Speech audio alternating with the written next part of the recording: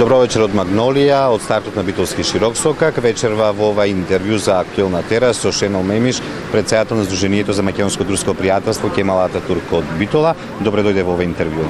Добро ве најдов, секогаш е чест да се биде гостин во вашите вести, во вашата телевизија, посебно денеска кога сме на Широксокак, најубавиот дел од нашата убава Битола. Да. И токму позадината за ова интервју ја одбравме Исак џамија која во моментов е во крајна фаза на реконструкција, исто така уште една друга џамија во моментов се реконструира со поголема сума на пари од турската влада. Што ова значи еве за Битола, бидејќи не ги гледаме само како џами, како верски објекти на муслиманите, како споменици на културата. Од големо значење за нашиот град и за Република Македонија.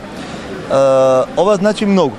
Во секој случај не само за муслиманите, туку за сите битолчани, затоа што за жал дел од спомениците од османискиот период беа во многу лоша состојба. Ова џамија не беше во толку лоша состојба, но сега изгледа прекрасно. Се надевам дека кога ќе заврши целата реконструкција ќе имаме можност да видиме нешто многу убаво. Додека Хајдар Кади џамијата, која што се работи интензивно, беше навистина запуштена и беше навистина во лоша состојба. Од исламската верска заедница најавуваат дека таа ќе биде нешто многу убаво, досега не видено во нашиот град. Веќе е завршено минарето, кое сосема беше срушено и го немаше, се работи на надворешниот дел, на внатрешниот дел и мислам дека овие два објекти ќе дадат ново лице на нашата убава Битола.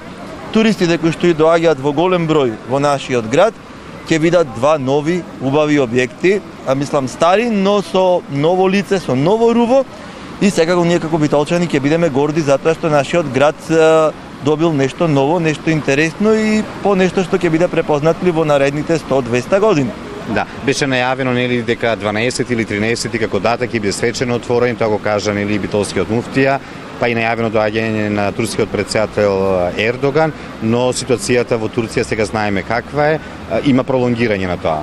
Да, има пролонгирање, колку што знам, се очекува Ердоган да ја отвори свечено, само датумот е пролонгиран, бидејќи Република Турција, како што и вие кажавте, во самата најава помогна финансиски овие две џамии да се реконструираат. Во самата најава нели не кажавме дека битолчани очекуваат и другите објекти да се реконструираат во Битола. За жал имаме неколку кои што се во доста лоша состојба. Офицерскиот дом, Безистенот, кој што исто така зад нас, но нели не се гледа поради времето во кое што сме сега тука.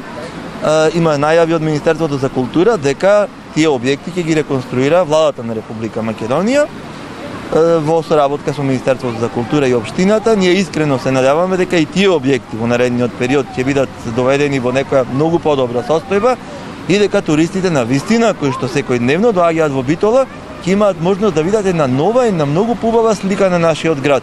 Да, кога сме кај туристите, често зборуваме дека сите се надеваат нели на доаѓањето на туристите од Турција особено. Во една прилика спомена дека најчесто туристите ја прескокнуваат Битола од аспект на ноќевања, меѓутоа во текот на денот вршат посети. Се уште тоа така?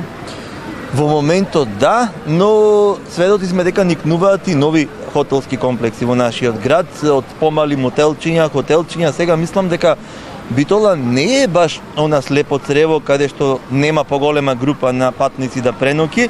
Мислам дека туристичките работници треба малку повеќе да поработат и на тоа поле.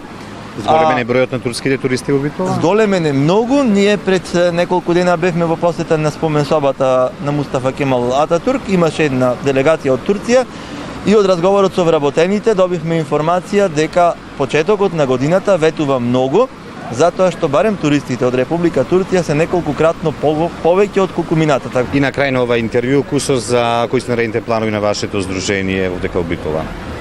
Па, вие бевте на нашиот 8-ми роден ден, веќе ја работиме 8-та година по нашето формирање.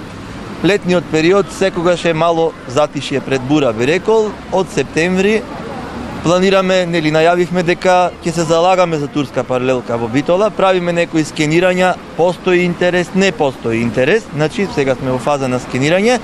Доколку не успееме да ја има како паралелка, би продолжиле со курсевите по турски јазик.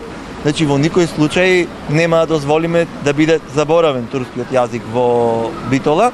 Ќе го има макар и како курсеви, доколку тоа не биде паралелка.